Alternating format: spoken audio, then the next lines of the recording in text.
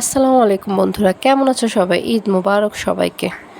আচ্ছা, মন খারাপ হলে আমরা কি করি? নিশ্চয়ই খুব প্রিয় মানুষের সাথে কথা বলতে ইচ্ছে করে, তার কাছে যে মনে সব দুঃখ উজাড় করে বলতে ইচ্ছে করে, না বলা জীবনের যন্ত্রণা কথাগুলো বলতে ইচ্ছে করে। কিন্তু আমাদের চারপাশে তেমন মানুষ কি আসলেই আছে যার কাছে মন খুলে সব কথা বলা যায়? আসলেই তো নেই। যে সত্যিকার অর্থে আমাদের একান্ত অনুভূতিগুলো বুঝতে পারবে, স্পর্শ করতে পারবে আমাদের গোপন অভ্যক্ত যন্ত্রণা। তখন নিজেকে খুব একা লাগে, যখন এসব কথা বলার মতো কোনো মানুষ আসলে পাই না, কোনো বন্ধু আসলে পাই না, যে দিন শেষে নিজেকে মনে হয় আসলে আমি খুব একা, খুব নিঃসঙ্গ, সেই নিঃসঙ্গ নক্ষত্রের মতো, দূর আকাশে জ্বলজ্বল করার মতো। কিন্তু আসলে কি তার দুঃখটাকে আমরা বুঝি?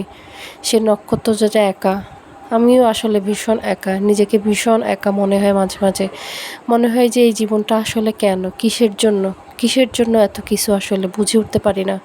কেন নিজের জীবনের এত এলোমেলো সংখ্যা, এত এলোমেলো দিন? আল্লাহ ভালো জানে। ঈদ উপলক্ষে সবাইকে আল্লাহ ভালো রাখুক, আমাকেও।